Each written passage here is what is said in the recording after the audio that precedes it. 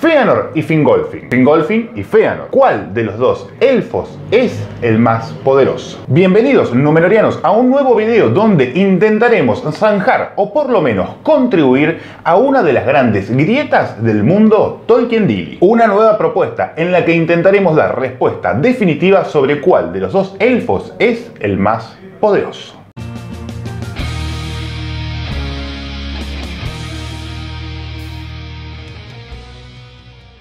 Para medir una cosa, primero hay que definirla. Vamos a intentar medir, comparar y jerarquizar el poder de Fëanor y Fingolfin. Y al final de este video intentaremos dar el veredicto más ajustado posible a las pruebas empíricas. Resalto el aspecto de apoyarme en hechos, porque si bien hablando canónicamente muchos no guarden ningún tipo de dudas, lo cierto es que existe una diferencia sustancial entre ser objetivamente poderoso y la capacidad de utilizar ese poder. Si no, este video sería sencillamente algo así.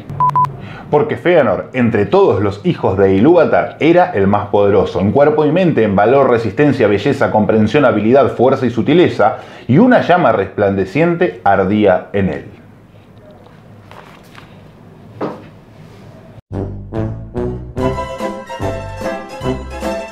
En primer lugar, intentaremos establecer qué entendemos por poder y cuáles son sus unidades de medidas para contrastarlas con la realidad. Para esto les pregunté a través de las redes de Camino a Númenor qué elementos o factores creen ustedes que determinan el poder de alguien. Lo que cientos de númenóreanos contestaron y coincidieron principalmente en 6 elementos o factores: liderazgo, fuerza, sabiduría, imagen pública, voluntad y poderes individuales.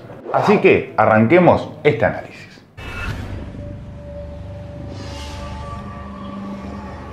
La influencia la podemos entender como la capacidad de una persona para determinar la forma de pensar o de actuar de alguien. Esta capacidad a su vez estaría determinada por el carisma, una cualidad de esta persona de atraer a los demás por su presencia, palabra o personalidad. La conjunción de ambas determinarían el liderazgo, que debe necesariamente contrastarse con el poder de convocatoria o masividad. No hay dudas de que Fingolfin fue un elfo carismático que supo guiar a los elfos en el exilio cuando fueron abandonados por Fëanor. También podemos considerar la unión que promovió y logró entre los Noldor durante su reinado como rey supremo de ellos. Y por supuesto el fortalecimiento de las alianzas, lo que derivó en el exitoso sitio de Angband, la fortaleza de Morgoth, por 400 años. Pero tenemos que hacer una salvedad aquí. El liderazgo, la influencia y el carisma como factores del poder no son intrínsecamente buenos o malos. Sencillamente son, por lo que un líder puede ser positivo o bien negativo, pero es líder al fin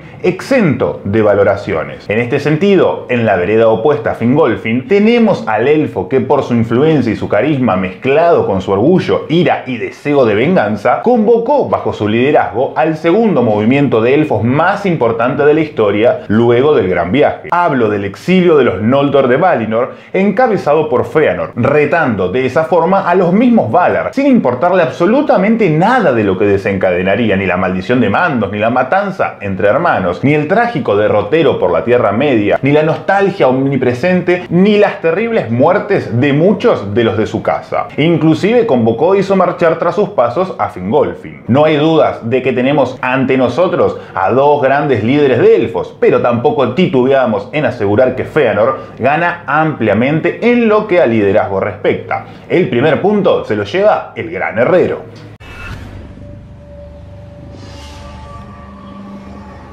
Suele confundirse a la fuerza como un sinónimo de poder o bien como el único determinante, pero en tal caso estaríamos cometiendo un riesgoso reduccionismo. Tomaremos a la fuerza como un factor más que se materializa principalmente en las acciones de un combate singular y también en la destreza física en la pelea o cualquier acción bélica colectiva. Se pone en evidencia además la resistencia y el valor. Fëanor logró obtener pergaminos de victoria en su corta estadía en la Tierra Media, aunque no conocía conocemos con precisión cómo se desempeñó en aquellos enfrentamientos de la batalla bajo las estrellas. La segunda, de las que se cuentan dentro del marco de las guerras de Beleriand. Tampoco si lo hizo singularmente contra un gran enemigo. Su muerte da una pauta de sus límites. Recordemos que de forma explosiva, Fëanor decidió unilateralmente partir en solitario hacia Angband para enfrentarse al mismísimo Señor Oscuro, quien envió a su encuentro a sus más leales sirvientes, los Balrogs. No sabemos a cuántos se enfrentó verdaderamente, aunque podemos suponer que fueron entre 3 y 7. No menospreciamos el poder de los demonios del mundo antiguo. Reconocemos que fueron los que hicieron huir a Ungoliant, pero su condición natural no deja de ser la de un Maia. Por su parte, Fingolfin no tuvo la oportunidad de medirse contra estos enemigos, pero tuvo la chance de hacerlo con uno en los papeles más poderoso, porque tras sentir la desesperanza de que todo estaba perdido para los de su raza tras la batalla de la llama súbita, también marchó a retar a duelo a Morgoth, quien, tras titubear, finalmente aceptó el combate. Si bien resultó victorioso, la pelea no fue un trámite sencillo, entendiendo que se enfrentaba un Vala contra un elfo. Fingolfin logró esquivar todos los golpes de Grom, el martillo de los mundos subterráneos, y logró herir con su espada 7 veces a Morgoth, quien 7 veces rompió en gritos de dolor. A pesar de su resistencia, fue el cansancio el que fue determinante para la derrota del elfo. Cayó 3 veces y 3 veces volvió a levantarse, hasta que tropezó y no volvió ya a erguirse,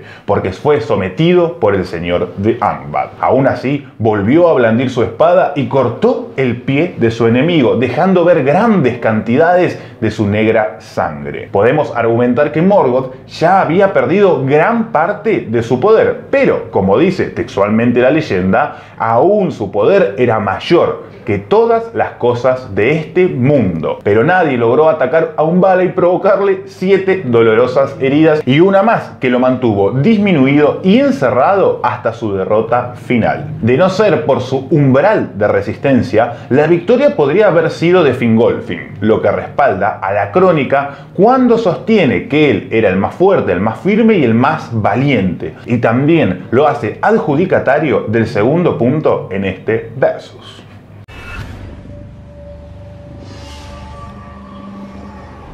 Por un ser sabio, es decir, aquella persona que posee sabiduría, entendemos que es aquella persona que posee conocimientos amplios y profundos, que se adquieren mediante el estudio y o la experiencia. Entre estos conocimientos y la sabiduría, media la inteligencia. Una de las muestras de la sabiduría es poder tomar decisiones o actuar acertadamente, aunque no necesariamente un determinante. Sobre disposiciones acertadas, podemos entender que Fingolfin era el más sensato o al menos el más prudente, lo que lo llevaba a concretar acciones efectivas sin salirse de control, mientras que estos no son atributos que podamos asignarles a Fëanor, pero los conocimientos amplios y profundos, la inteligencia y su puesta en práctica sí son una característica innata del gran herrero elfo. La creación de los 3 Silmarils, las 3 grandes joyas, las Palantiri y las letras y la escritura Tenoir, conocidas también como caracteres feanorianos, son la muestra más clara de ello. La riqueza y el aporte cultural y social de sus obras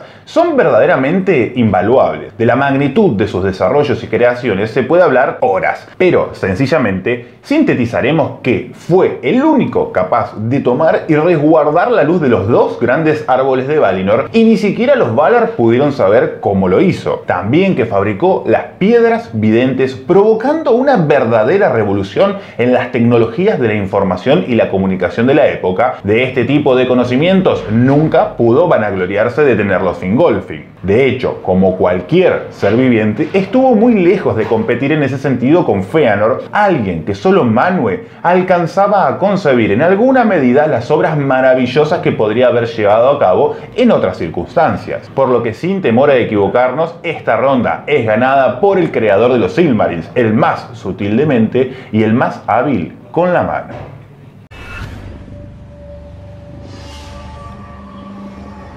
Así como en nuestras sociedades actuales y principalmente durante los procesos políticos, la imagen pública otorga poder. Puede definirse como la percepción dominante que un colectivo establece respecto a una persona en base a impresiones o la información que logra obtener de ella. En la Tierra Media, esta imagen resultaba esencial, tanto para dentro de su pueblo como para el temor que mediante ella podía generar en sus enemigos. Sin duda, Fëanor la generó en base a su fama como creador de las joyas y demás desarrollos recientemente mencionados, y la utilizó para emprender el exilio de los Noldor. Sus palabras, penetrantes, desafiantes, no se hubieran podido respaldar si no tenía una imagen fuerte. Una empresa tan grande, tan riesgosa, solo era factible si quienes siguieron sus pasos tenían una buena imagen de él. Mientras que Fingolfin no se quedó atrás y su imagen de noble comandante pudo haber sido elemental en su coronación como rey supremo, más allá del linaje o la sangre. En lo que respecta a su enemigo común, ambos eran realmente temidos por Morgoth, el único Vala que conocía el miedo. Por esa razón envió a sus Balrogs a luchar contra Fëanor, y por ese motivo también se acobardó y tardó un largo tiempo en aceptar el duelo a muerte de Fingolfin, quien antes también cimentaba su figura sembrando el temor en sus enemigos con sus batidas a caballos hasta las mismas sombras del Zangorodrim. Tanto para el interior como para afuera, a ambos gozaron de una imagen pública que infundía el respeto y el temor, por lo que no se puede vislumbrar un ganador claro en este aspecto, y este factor debe terminar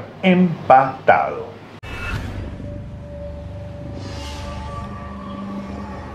Muchos sostienen que es la fuerza de voluntad lo que permite la concreción de los demás factores que hacen al poder. Es sencillamente la actitud de una persona de decidir y ordenar la propia conducta para realizar algo con la clara intención de un resultado esperado. De aquí deviene la fortaleza, que no es otra cosa que la capacidad física y moral de resistir, soportar o sobreponerse a sufrimientos o penalidades y todos los recursos que este proceso demanda. Podemos entender que Fëanor no carecía de voluntad, pero tal vez sí podemos afirmar que no tenía control o dominio efectivo de ella. Nadie cuestionaría tal vez la respuesta que el elfo tuvo ante el asesinato de su padre y el robo de sus más preciados objetos cuando se produjo el oscurecimiento de Valinor. Pero sí, esta falencia determinó su fallecimiento temprano. Fue su poco autocontrol el que lo llevó a desafiar a Morgoth y a encontrar la muerte de forma casi arrebatada. Como caso contrario, encontramos la fortaleza de Fingolfin, especialmente tras ser abandonado en su fallido camino marítimo a la Tierra Media. Sin mucha incertidumbre y a pesar de la imposición del lado de los Noldor y el abandono de su hermano Finarfin, optó por ordenar su fuerza para marchar por el único camino posible, el Caraxe, el estrecho del hielo crujiente, temido y sospechado de ser infranqueable hasta entonces. Con una gran fortaleza comandó a su pueblo a través de penurias y de muertes. Nunca aflojó y los condujo donde deseaban a pesar de todo, la Tierra Media. A partir de allí, nunca desistió de lo que ese rol le demandó. Dicho esto, este factor del poder debemos asignárselo a Fingolfin, por lo que deja esta discusión abierta y en pardas hasta la próxima y última unidad de análisis.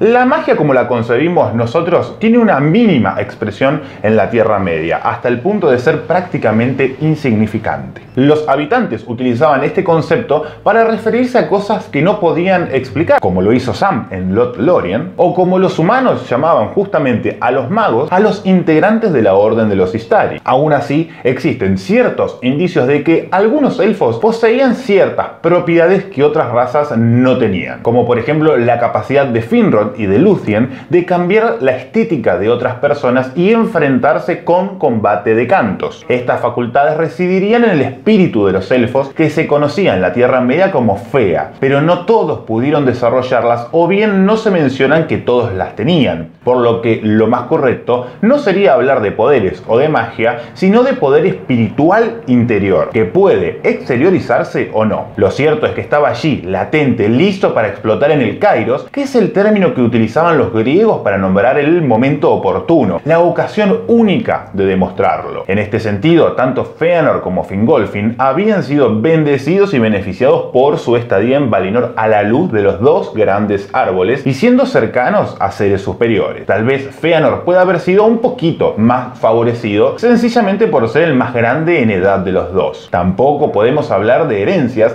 ya que poseen el mismo padre, pero podemos empezar a delinear ciertos cierto ganador de este aspecto cuando descubramos a cuál de los dos se lo describe como que su espíritu ardía como una llama, tanto que la traducción de uno de los nombres con los que fue llamado fue espíritu de fuego, lo que habla de su poder interno inherente, algo que también quedó demostrado tanto en su nacimiento como en su muerte, porque cuando fue dado a luz agotó tanto a su madre que como consecuencia terminó muriendo. Una imagen similar podemos encontrar en su último respiro, ya que cuando su espíritu se liberó de su condición carnal tras su muerte, este consumió el cuerpo y lo redujo a cenizas. Repasados los 7 factores esenciales del poder y asignados cada uno de estos elementos a Fëanor o Fingolfin, según correspondía, podemos sentenciar definitivamente que el ganador es Fëanor, el espíritu de fuego.